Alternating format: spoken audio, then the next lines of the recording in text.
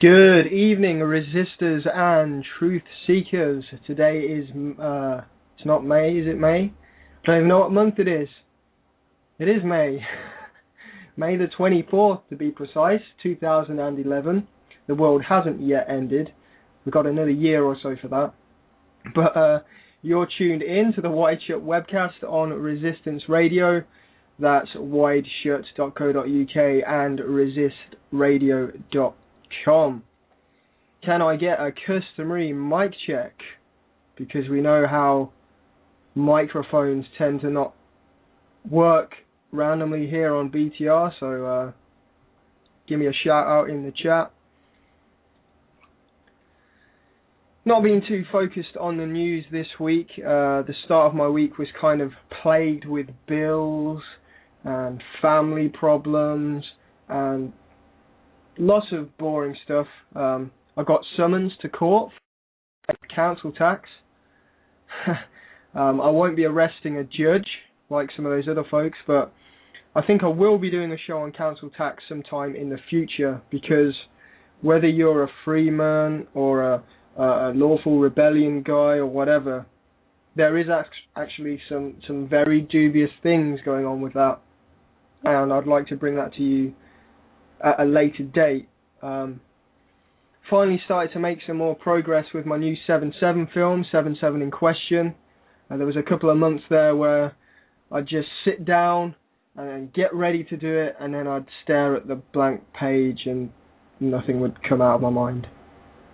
And the other day it all started to flow again, so back on schedule with that, I think. Got about 30 minutes completed in rough video. That will need some more editing, chop a few bits out and add a few bits in, but there's still a lot of the script that I finish. But stay tuned for that. By the end of the summer, I'm hopeful that it will be done by then. I'll keep everybody updated on Facebook again. Today actually I posted up a quote taken from a French intelligence agent regarding Al-Qaeda and the meaning of the term, because I'm at the point in the film where I'm getting into a bit of the history. So I'll just read out this quote that I pasted on Facebook earlier today. Al-Qaeda, the database, provided secrecy for the families of the Mujahideen to keep links with their children undergoing training in Afghanistan. When Osama bin Laden was an American agent in Afghanistan, the Al-Qaeda intranet was a good communication system through coded or covert messages. Al-Qaeda was neither a terrorist group nor Osama bin Laden's personal property. It was just an email system that linked a lot of the Islamic countries together through the UN, nonetheless, and the Mujahideen used the intranet and the email system to send each other messages, and it had all their details on there. And then Robin Cook took this information from the French and ran with it, saying it was the database, basically. And that's where that all comes from. Al-Qaeda is a buzzword created by America after 9/11. And it floated around a bit before then. But bin Laden himself never used the term. He only started using it when America put it onto him. And even then, we probably don't even know if them videos are real or not. A lot of them are fake. So that's that. I'm not going to go into that today. But, yeah. But anyway, after a bit of an annoying start to my week, the latter part of my week was basically getting high and thinking about the world. So I haven't got much hardcore news in our today. A bomb did go off in Ireland, and again the media tried to link it to the Queen's visit, despite it going off in a bank a day after the Queen's visit. And if we count up all these so-called threats, not one was actually directed at the Queen. So it does make you wonder why journalists are so keen to imply that they were. Perhaps it's wishful thinking on their part. I'm sure if the Queen did get blown up, they'd sell a few more newspapers for sure. But anyway, today I want to just share with you some of my own personal philosophy and thoughts about where humanity is headed, and some of my perspective on the current situation. As I said, I spent a good amount of time last week just thinking about things. And I started with a few questions. I don't know if I answered them, but I had a son and asked myself, what's next for humanity? You know, what's the next industrial revolution or the next stage of evolution? Where exactly are we going? And I also spent some time thinking about what's next for the resistance. What are we going to be doing next? What would a revolution look like? What would we replace the system with? And Lee made some good points about that on Sunday, which was quite synchronistic because I was thinking about this on, Thursday, Friday.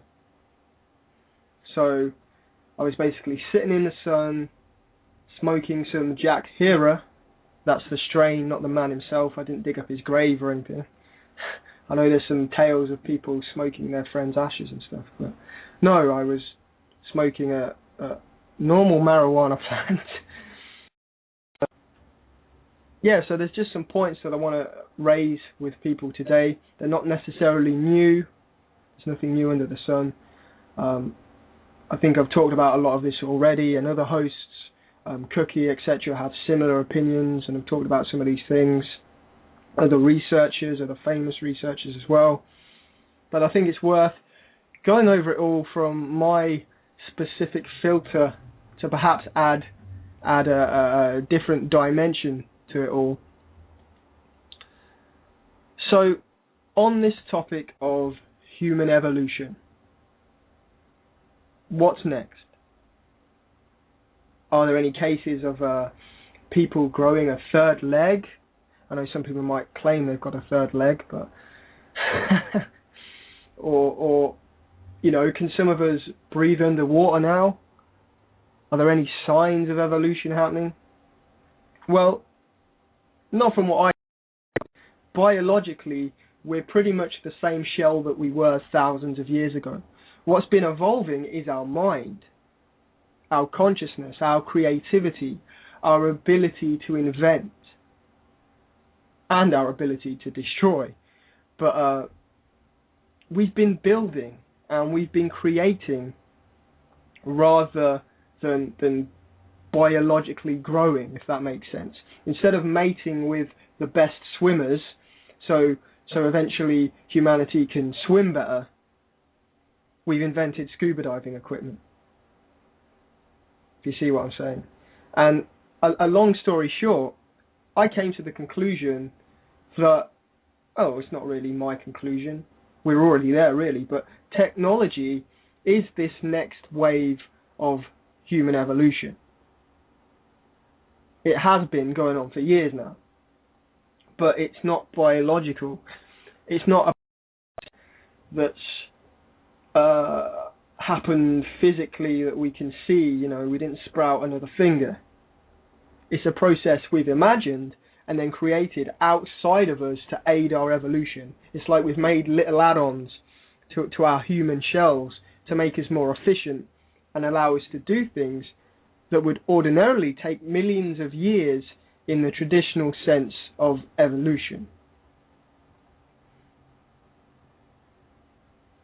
Now, this way of thinking used to be classed as sci-fi, but think about it. The next stage of human evolution is literally merging with the machines.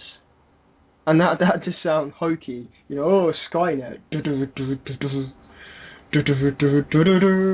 But look, we have implantable microchips. People are wired to the internet 24/7. Wirelessly wired to the internet now 24/7. Phones and technology as an extension of themselves. It goes on and on and on. And it will only get faster and more refined. And I think Cookie's talked about this before, but the big factor in all of this is the internet and how it's becoming further integrated into everything we use. And it's further integrated within ourselves. It's really an extension of our thinking processes. If you think about it, Google is essentially now part of a lot of people's brains. You think of something you want a question answered, you tap into the hive mind of Google, it comes back, and then you store that information in your brain. We're instantly interfacing with the machine. And that process is only going to get smaller and more integrated. And it's not beyond the realm to think that eventually we may have some internal access to the internet. They might literally put the chip in your brain. And in that respect, there will be some kind of global order, a global mind, a hive mind. We already have the ability to communicate with people all over the world through the internet. This resistance, this movement of ours, this loose association of resistors is a global order.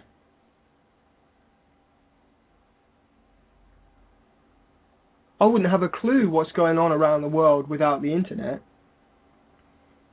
And I think as this progresses, there will be some kind of global system. But the big question remains, is it going to be an open source of free information with privacy? And are we going to evolve with the machines to take humanity to the stars, so to speak? Or are we going to be part of an ultra-controlled track and trace system where all our details are database, the Big Brother New World Order?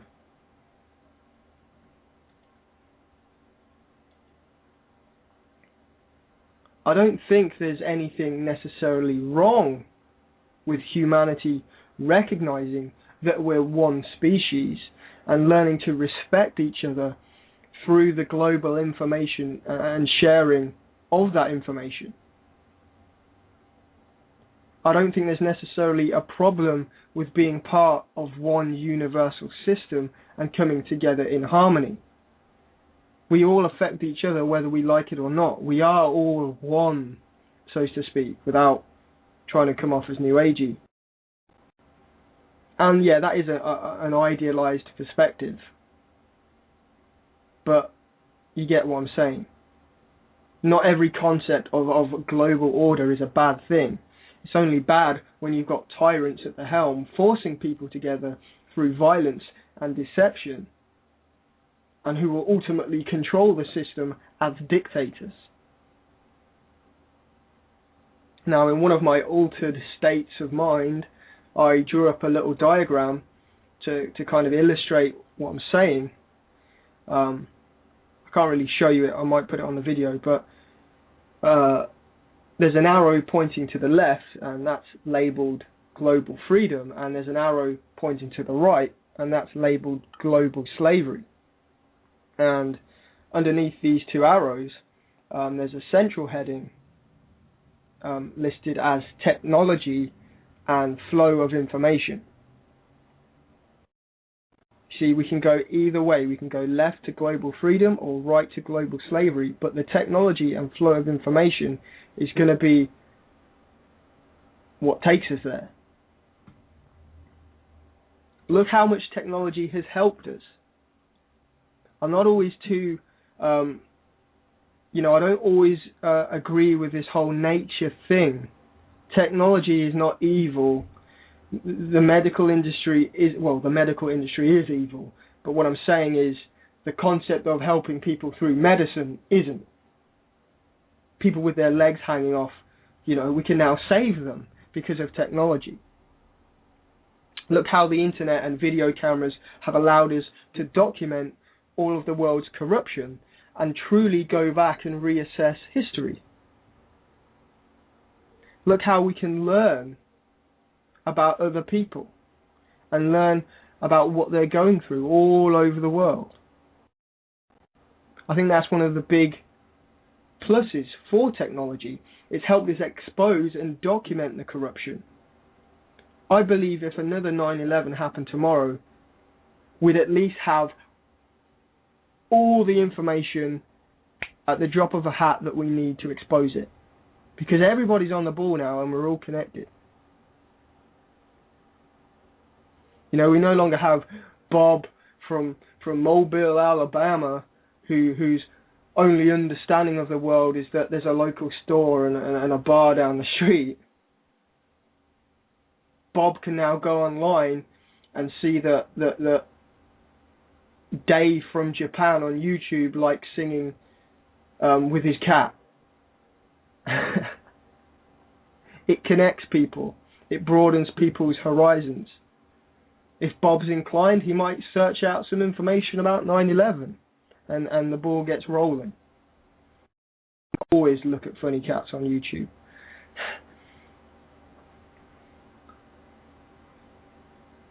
So what I see is we're heading towards a certain form of oneness through technology, information, and the internet.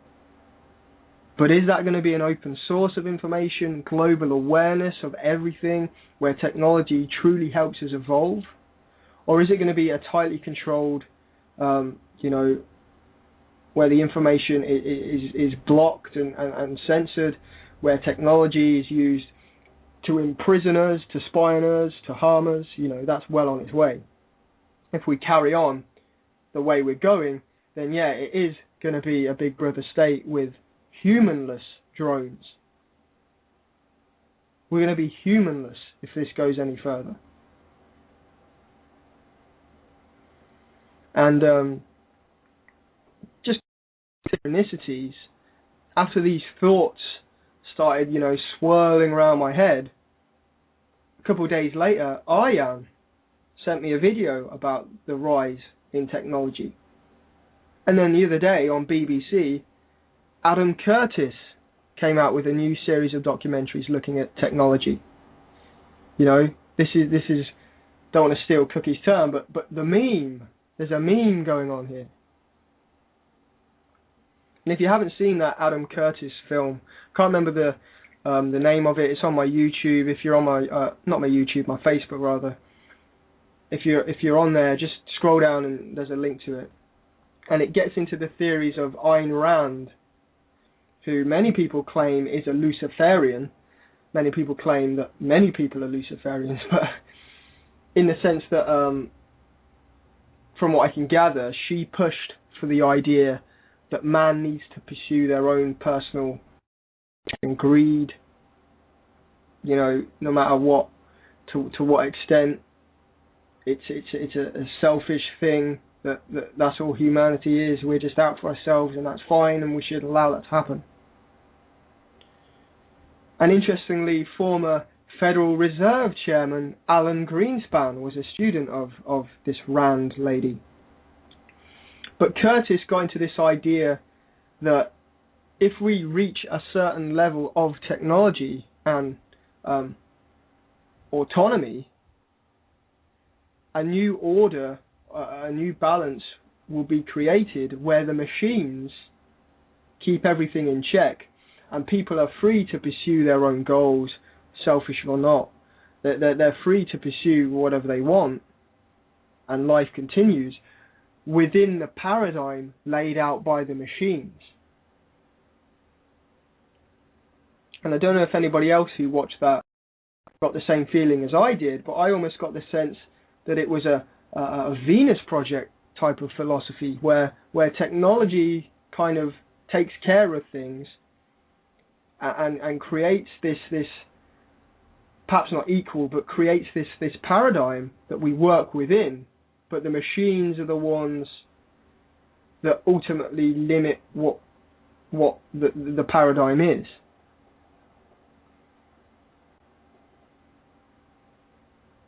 But yeah, check that out, and I just thought it was quite interesting that these things are coming out as I'm thinking about some of the same things, and information has been flowing quite nicely this week. As I said, I got back into my 7-something where everything's kind of speeding up again. But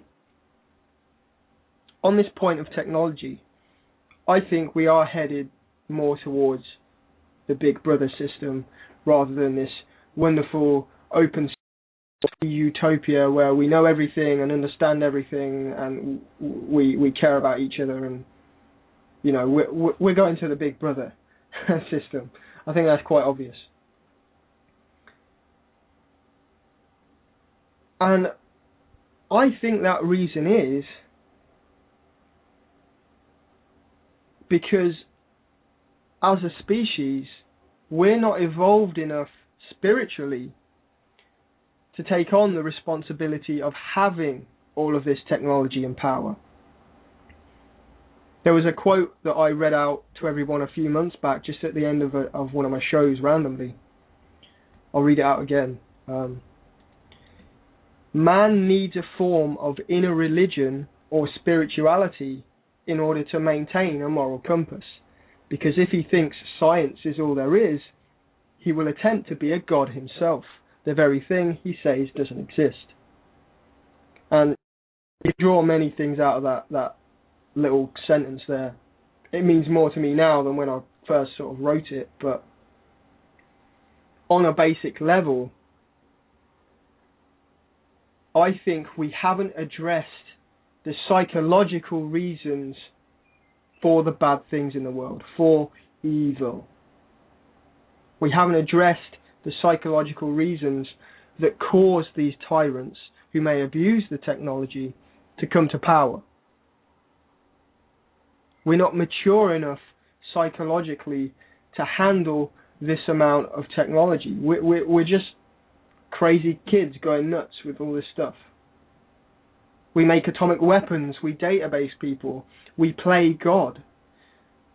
But then we arrogantly deny ancient teachings and spiritual understandings and metaphors and philosophy and all these things, because science says it's baloney, while we run around bombing people pretending we're the most advanced society. We might be advanced scientifically, but we're certainly not advanced psychologically. There's something wrong with us. And I think we can all agree that there is something wrong with us. And we all have our opinions about where we're going and all the bad things that are going to happen in the New World Order and all the bad things that are happening now. And a lot of us put a lot of energy into that. And we can trace these things back to the Rockefellers, to the CFR, to the think tanks that openly call for world government, like my article that I wrote on the New World Order the other week.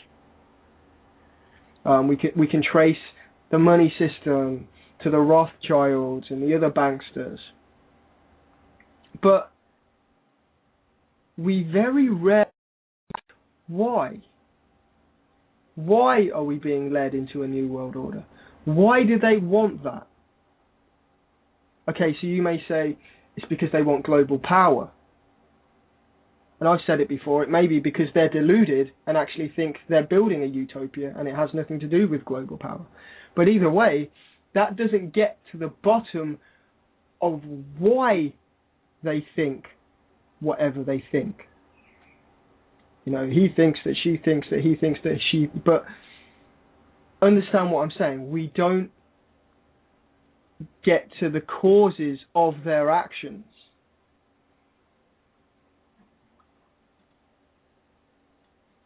And I think ultimately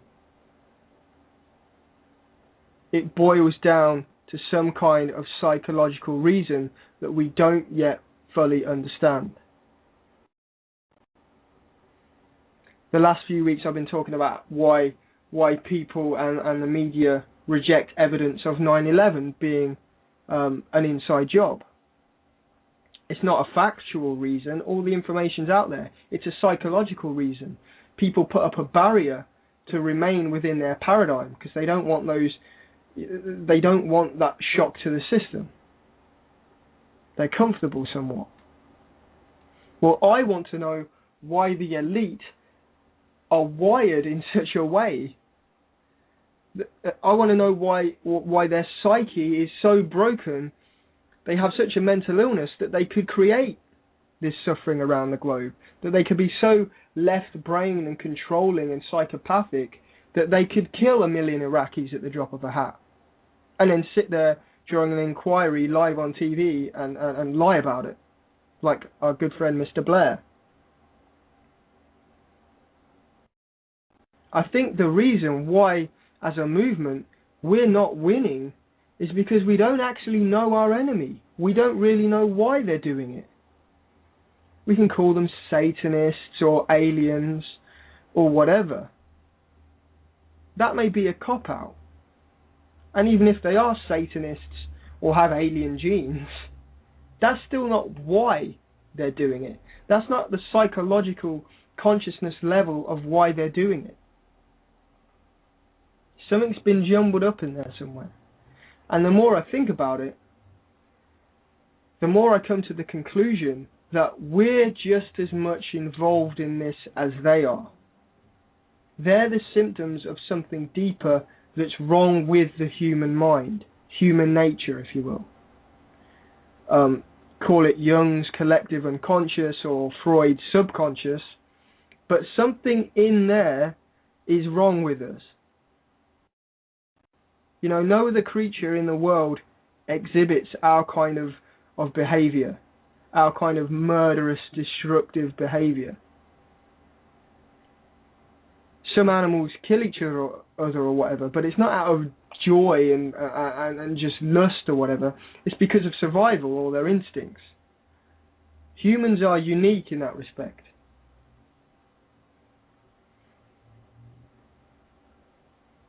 And this dovetails into an idea that I've talked about before, getting into sort of some psychological things here. I don't want to use the term liberal because that's a label, and we don't want to use labels here because it opens us up to paradigms. But in regards to people like the troops overseas, I'm one of those people that see soldiers murdering people, see criminals committing murder, and I look at them as victims. You know, is it the soldier's fault that he's killing innocent Iraqis? Or is it the school system's fault that fails to teach proper history?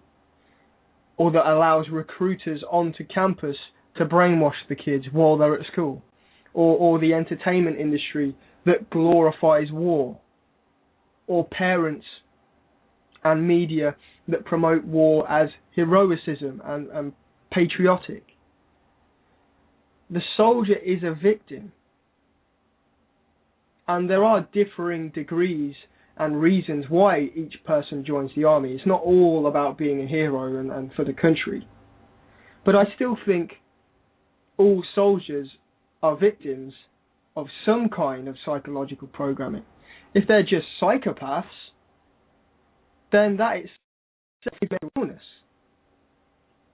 And we've, as a society, we've facilitated them going to war and exploring that illness until they're happy with it, killing billions of people. We've let that get out of hand.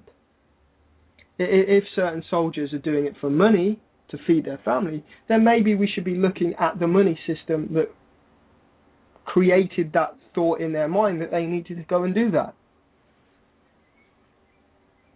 It's the same with murderers and criminals. We're too quick to hate and condemn and run out with a pitchfork. You know, get the devil, child, he's evil. A person's actions, in my opinion, are the result of their experiences, of their programming, social pressures, even instincts. I actually think that personal choice is a very small, if not irrelevant, part of a person's actions. They may have made the choice to pull the trigger, but you can only make a choice based on your experiences, based on your programming and those social pressures, based on your mindset at that time. You know, you might have been on drugs. That might have fucked it up a bit. You know, pharmaceutical antidepressants. But to me, the very fact that somebody chooses to pull the trigger tells me that the wiring in their brain is broken. Because I know I wouldn't have pulled the trigger. They're not evil. Nobody wakes up and decides to be a murderer for the sake of it. The development of that person's psyche up to that moment causes them to be a murderer. And it's a reflection of society and their environment that they've been brought up in.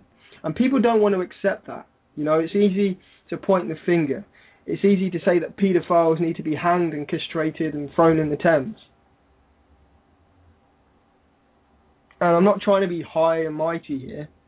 If somebody came into my house and murdered my family, I'm going to be a bit angry and I might run out there with a pickaxe and try and find the fucker. But there's still something deeper to all of this that I think's worth exploring. And I think this concept was in the last Zeitgeist film. Not that I necessarily agree with the Venus Project or whatever. I've had people on about that. But it is a concept that I believe in. I think Mr. Britt and Stefan Molyneux might have touched on some of this briefly. I know Stefan does anyway. I'm not sure if they did in a show, I can't really remember. But to give an example, I covered a story a year or so ago about two young children, pre-teen children, and they lured, these two boys, lured this other boy to a ravine. This was in the UK. They lured him to this grassy ravine ditch area, woodland area, and they beat this other little boy up. They made him perform sexual acts and hit him with a sink that was like dumped there and left him to die. Thankfully he didn't die, but the comments on all the news articles, people calling them evil, you know, lock them up, throw away the key. You know, I knew right and wrong from that age. Look at this self-righteous prick. You probably came from a loving family. These two children were in care, were likely abused. Do you think a loved child is going to force another child to perform sexual acts before either of them have hit puberty and even have any inner drive to do anything like that? No, that child has seen it done before and was likely abused themselves. They need help. These children need love and re-education, not locking up. They'll come out worse than when they went in, and they'll re-offend, and it'll just be a vicious cycle until they die. That's a broken system. And a lot of this is ego. It's an ego-based thing. Say what you will about Charlie Manson, but take some time to go on YouTube and look at the Charlie Manson with our old friend Geraldo, who just calls him crazy. What a moron. But just listen to what he says, and he's dead on point. He makes perfect sense. Especially when he talks about how society created him as a reflection of themselves. There's no good without evil. People embrace evil in others so they can feel better about themselves. People repress their own aspects of their mind that are dark and evil, and then project them onto other people to feed their ego. They now feel better because there's an evil man out there that's oh so terrible that they can shout at and get there above them. You know, how many times I know I've done this. How many times have you been out on a night out and you've seen somebody who's drunk and they're making an idiot of themselves? They're stumbling over, doing embarrassing things, and you look down on them for it. Yet how many times have you done those same things yourself? Don't repress it, don't brush it under the carpet, and then look down your nose at other people when it happens to them to feed your ego. How about you take note of why? Ask yourself, why did you get drunk like that last year at your mum's wedding or whatever? No, my mum didn't get married. This isn't a personal story. Honest. But is it possibly because you're masking something inside you that you really need to address consciously? And that might be, a bit deep, but what if it was just a piss up and you just got pissed one night randomly? Still, take note of the stupid things you actually did while you were drunk and look at them and see how they reflect or represent problems in your life. A lot of the time, alcohol brings out what you've pushed down because you either haven't got the confidence or it's something you don't want to address. A lot of men fight when they're drunk. A lot of people start ranting about their fathers or their ex-wives or whatever. These are things you need to deal with, or at least accept and move on.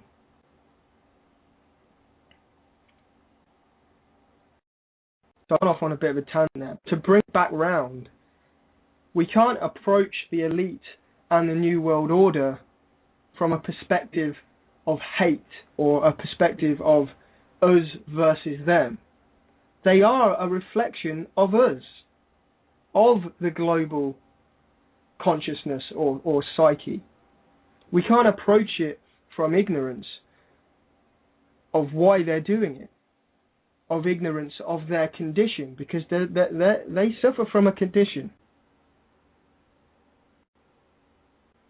We can't approach it like that, because if we remain ignorant, we're effectively attacking ourselves and being ignorant of ourselves. It'll happen all over again. You never know, maybe some of us sitting here, under the right circumstances, have the capacity to be a tyrant. Plenty of bosses at people's works are tyrants. Plenty of parents are tyrants to their kids. Lots of people are tyrants within their own paradigms. It just so happens that the condition has gone global. And if we had the opportunity to murder and truly get the elite, someone just put them all in a room, gave you a gun and said, whoa, let's get this over and done with. And there were no repercussions. A lot of us would probably jump at that. But it wouldn't solve the problem, because whatever false wiring, whatever fracture in the collective mind that caused this to happen, that root cause still hasn't been fixed. You're murdering the symptom, not the cause. It will happen all over again. As David Icke says, and he does say some things, it's not all lizards, and even then I still take it as a metaphor of philosophy. But Icke says a lot about how you can't solve a problem from the same level of consciousness that created it. We need a new form of consciousness. We need to be informed, have an informed perspective to tackle this system. Else it's just going to go through the same cycle that every revolution has gone through. More assholes will just take over. And Cookie says this a lot. We can't bring down the New World Order through violence, because we become what we're fighting. We've allowed ourselves to become violent, and therefore violence is part of the new paradigm. This is why the revolution needs to be a revolution of the mind, not a revolution on the streets. Lee brought this up on Sunday, and I've said it before.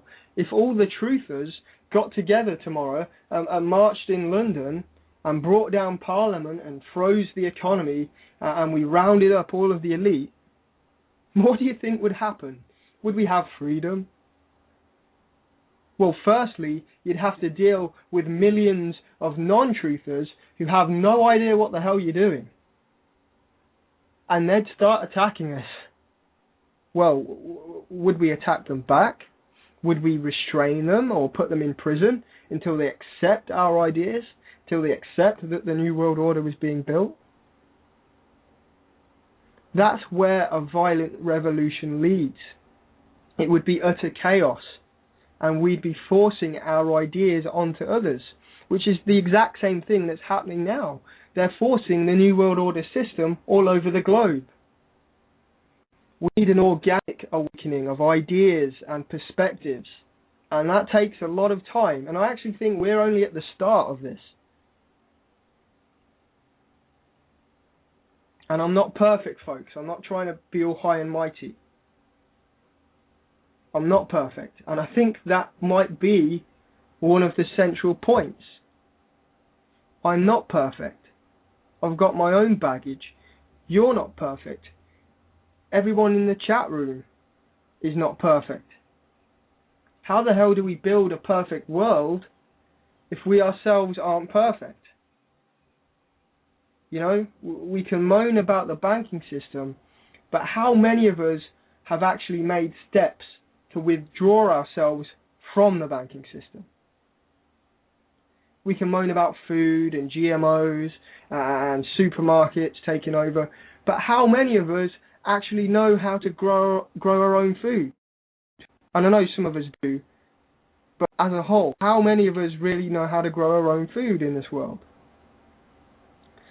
We can sit here and moan about illegal wars and how Iraq was for oil, but how many of us use that oil to drive around in our automobiles? You see what I'm saying? How can we fight to bring down a system that we're actually embracing every day? Maybe hating the system is simply the externalization of what we hate about ourselves.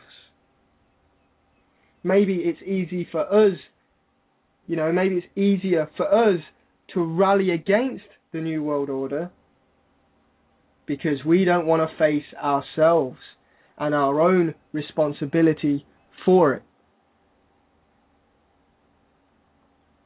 Perhaps it's the human consciousness as a whole that caused the New World Order.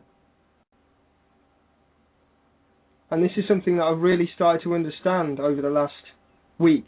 I rewatched a lot of Michael Tsarian stuff, and he actually links this psychotic break, this mental illness that the world is experiencing. He links it back to the ancient stories of the deluge, of the great cataclysm, when Atlantis was destroyed and the remaining of humanity, the humans that were left after this great cataclysm, they had to deal with life like they had post-traumatic stress syndrome. It destroyed their minds. So they projected this destruction through a need to control and destroy themselves because they had been traumatized so badly. On a microcosm example, my sister has a psychological problem stemming from when our father left when we were little. She didn't feel in control. It was a big shock to her system. So she externalized that through a form of obsessive compulsive disorder, OCD. She wanted to control everything to prevent any more shocks to the system. So now she keeps her life within this repetitive schedule, day in and day out, to the point of stopping her doing normal things sometimes. humanity as a whole may have projected this cataclysm into a need to control each other, and in extreme cases, the world. The idea is that we're still recovering from the shock of the Great Flood or whatever, and we're taking it out on each other. The New World Order is just the most extreme end of this scale. Our minds are shattered. We had no control when it happened. We were all just merrily levitating and psychic and loving Bambi and everything. And then this giant water came crashing down from some planet or whatever. And we're like, what the fuck just happened?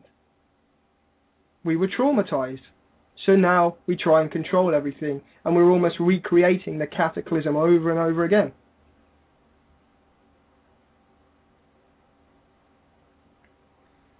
And a lot of people talk about, be the change you want to see in the world. And it's got to a point of being cliche. But it's correct, probably. I'm swaying into that direction. Perhaps we start fixing this mess by fixing ourselves.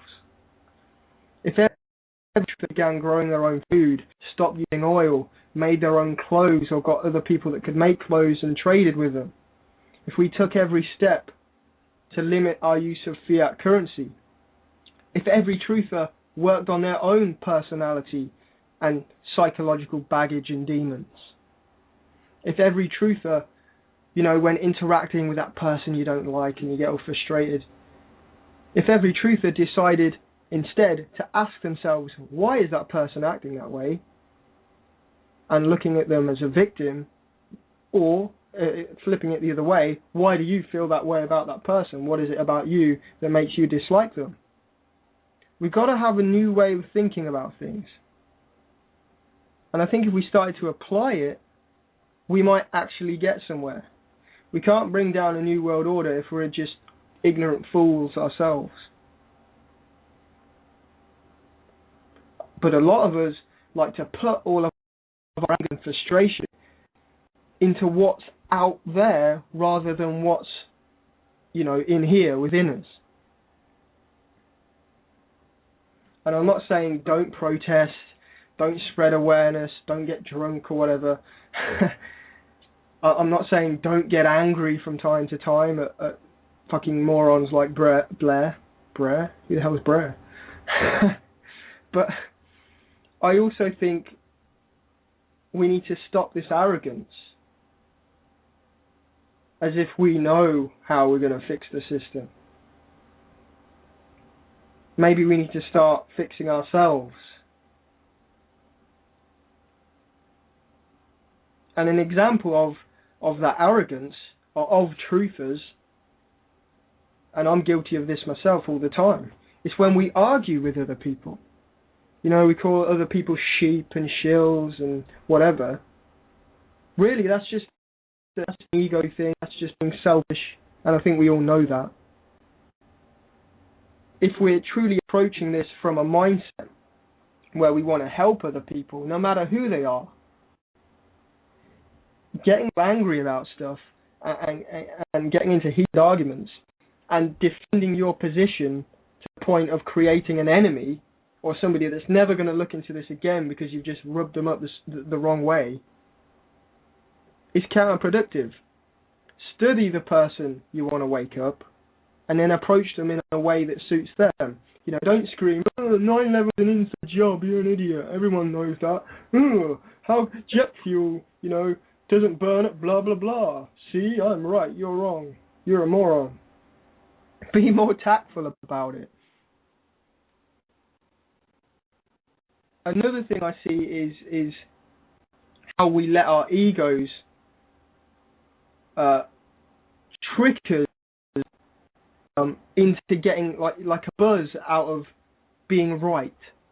We all like it when we win an argument and we're right, and we're the ones that were victorious in the great debate. And it is nice to be right and to know that you've won. But that's your ego talking. Why are you doing this? It's the same with people on YouTube that are all about views and subscribers. It's turned into a popularity contest rather than a let's help people contest. And I'm not saying subscribers and views are bad. That generally means you're reaching more people.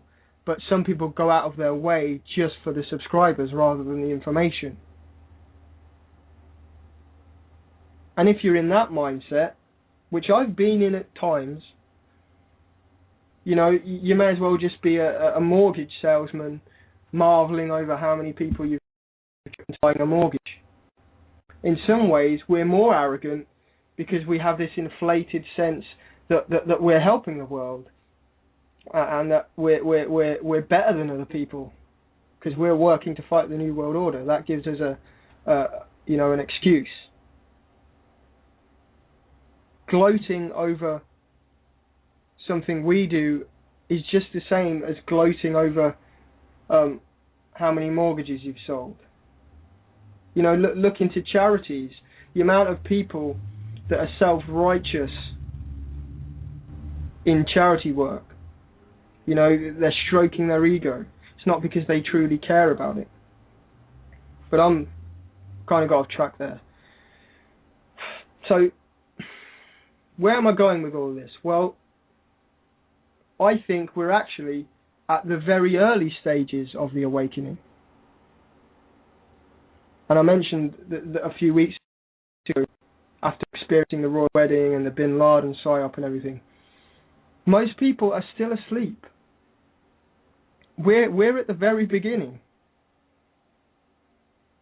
And if you want to ascribe something to 2012, then it's not the end, it's the beginning.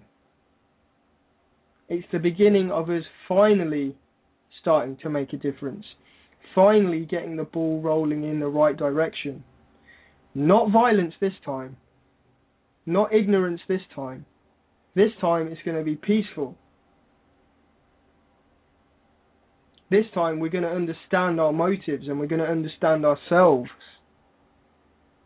Rather than violently trying to change whoever's in power, this time we're going to change ourselves. We need to educate, not force. And I go back again to Michael Ryan's interpretation of 2012 and the lead up to it and after it. You know, it's not like a dead on midnight thing. It doesn't all happen at the click of a finger. It's been happening, it is happening, it will continue to happen. We're just a blip in the grand scheme of things. But one interpretation is that 2012 is a revealing time where things come out into the open that were once hidden. It's supposed to be where they show us their cards. Everything comes out. The agenda gets exposed. And we can use that to help wake people up. Like Travis said, this Bin Laden psyop thing helped him wake somebody else up. On the spiritual awakening side, I hope it is, you know, it's going to be this way, but I hope that it's also the revealing of ourselves, revealing of our own problems, our own psychological demons, and we start addressing those issues at the same time. Anyway, folks, those were just some of my marijuana-filled ponderings. You probably don't want to smoke weed with me. You know, this stuff is not 100% refined. I don't necessarily actually prescribe to this 100% either. It's just something that I've put together. We're all on a journey of understanding things. But I just thought I'd offer some of my current brain chatter, a bringing together of some of the things that I've learned and got into over the last few weeks. And perhaps it'll spark you guys into looking at things from a different perspective. We have to answer the important questions before we get to the revolution.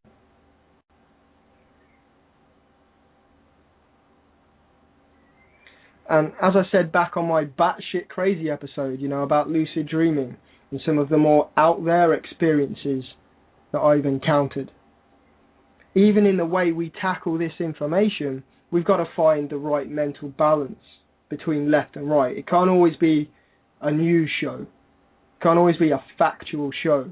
We also need to take a break, think about things from a philosophical and a psychological perspective. We're creatures of thought and creativity, not just creatures of fact. But that pretty much wraps it up, folks. 10-second countdown. Thanks for listening. Catch you next week.